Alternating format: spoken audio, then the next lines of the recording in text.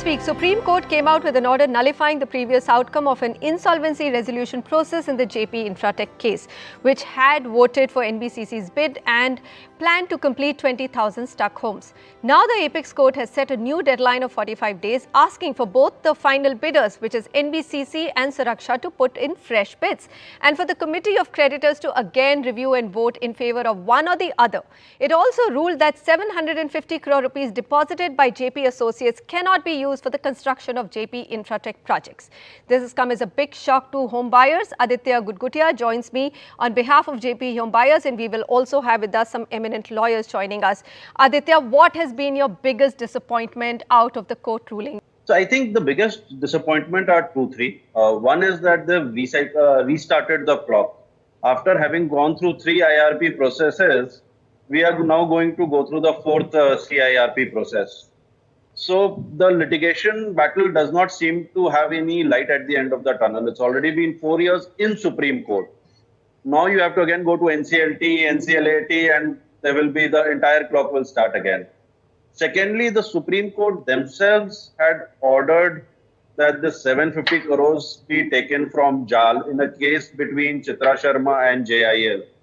For them to come back and say that this was not meant for JIL and NCLAT erred in giving it to the resolution professional and it has to go back to JAL has left us perplexed. What are your worries now? Are you worried? Look, it's now our Apex Court has ruled.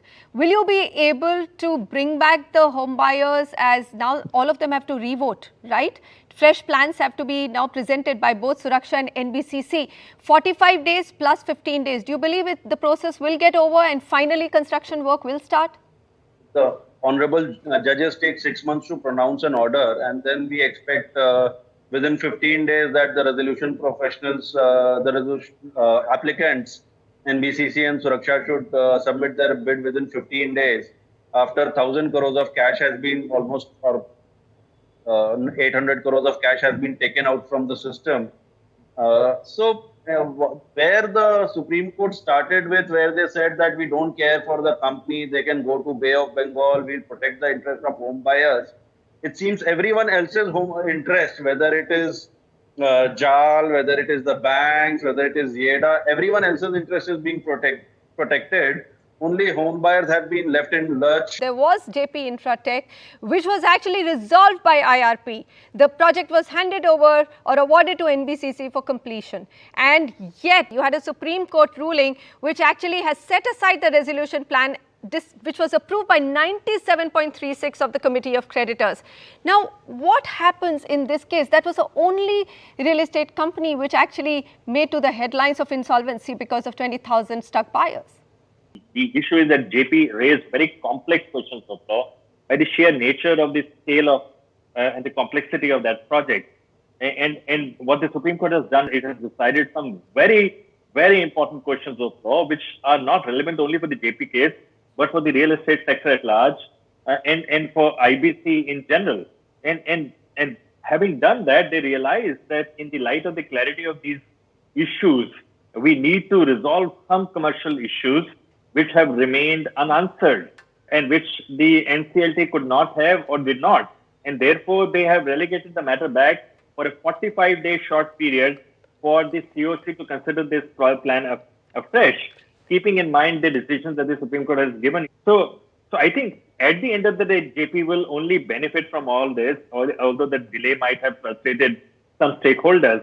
You said 45 days. That is the kind of time frame that the Supreme Court has given. But Sumant, can I really expect both NBCC and Suraksha to come up with their fresh plans in 2 weeks? I mean, the asset has been lying. Nothing's happening on those projects for almost more than a year. Will they be ready, and will this get over in 45 days? It happened last time also. Supreme Court gave 45 days only.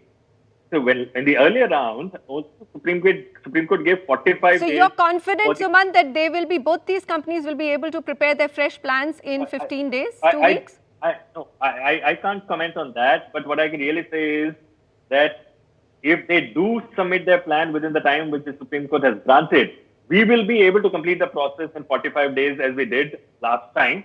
Everybody is mindful that we need to work on strict timelines We will work 24/7 to make this happen.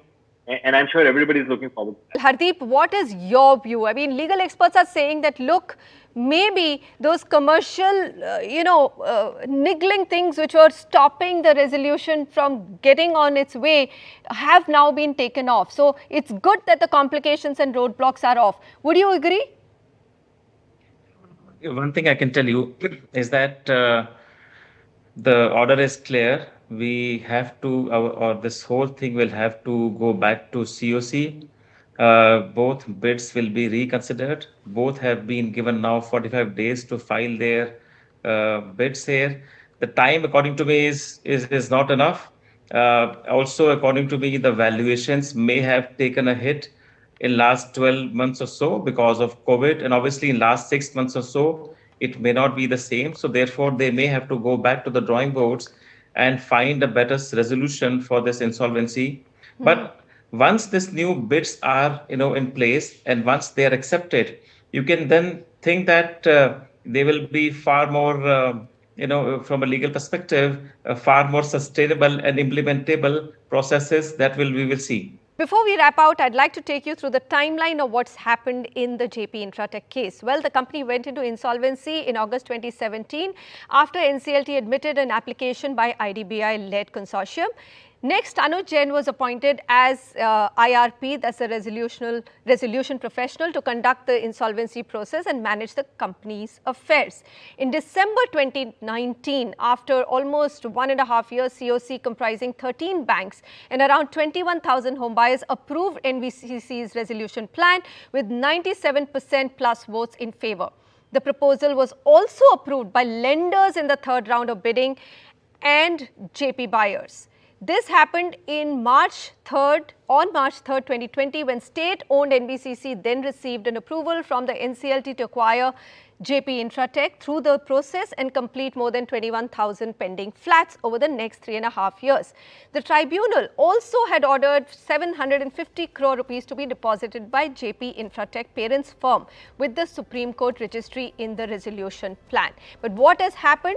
Well, the Supreme Court has actually thrown out all that has happened and said we need to get fresh bids and we need to restart the process all over again, but given timelines for it as well.